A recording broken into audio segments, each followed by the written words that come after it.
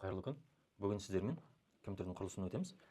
Жалпы программист разработчик болып жұмыс жасаған кезде, мынау компьютердің құрылысы, оперативный памяттің қалай жұмыс жасайтындығын, біз жазған программаның ішіндегі айнымалыларға, переменалардың, оларға памяттің қай жерден қалай бөлінетіндігінің, соған байланысты оның жұмыс жасау программаның поведениесі, сол нәрсені білген дұрыс болады. Жалпы біз программа жазған кезде мәліметтер типін анықтаймыз. Ол мәліметтер типі екіге бөлінеді. Тип значения, ссылочный тип болып, ссылочный тип, сілтемелік тип десек болады. Ол жалпы кучадан және стектен орын бөлінеді. Яғни ол оперативный памяттің ішінен программа жұмыс жасап бастаған кезде, запускқа кеткен кезде оперативный памяттің ішінен орын бөлінеді. Ол орын екі типті болады. Стек және куча болып бөлінеді. Бұл панаға тип значение, тип ссылкаға байланысты. Сол нәрселерді ертең собеседованиеда айтып отқан кезде жалпы оперативный памятті көз алдарыңызға елестетіп тұрып, түсініп жауап берген жақсы болады. Енді бұл математический платаның көлемі жағынан әртүрлі болады. Мысалы, корпусқа байланысты, сіздердің задачаларыңызға байланысты, егер искусственный интеллектқа байланысты задача болса, ол кезде корпусты үлкендеу болған дұрыс болады. Өйткені ол жақта нагрузка вентиляторға түседі, процессорға дейін жартылай түседі.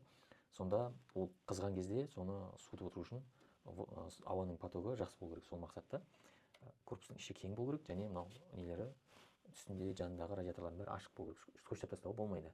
Так, енді мынау процессорды қызған кезде содан бөлінетін жылуды алып шығатын бұл радиатор. Машинаның радиаторы сияқты, бұл радиатор водяной болуы мүмкін, немесе осындай түрде болуы мүмкін.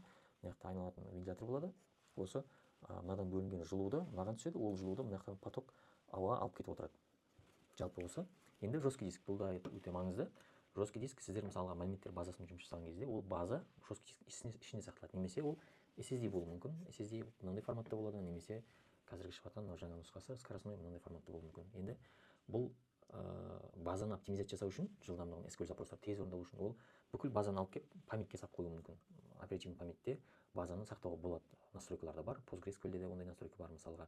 Ол кезде база памятте тұрғаннан кейін бұның жазу жылдамдығы жоғары болады да, ол тез жұмыс жасайтын болады база. Бірақ бізде оперативный памяттің көлемі енді шектелген болады. Сондықтан ондай кезде базаны жесткий дискте сақтайды. Енді сол нәрсені жылдамдату үшін сіздер жесткий дискпен немесе SSD-ға салу мүмкін. Енді мына жесткий дисктің жылдамдығы 15, 20, 30, 40 мегабит секундпен оқып жазу мүмкін.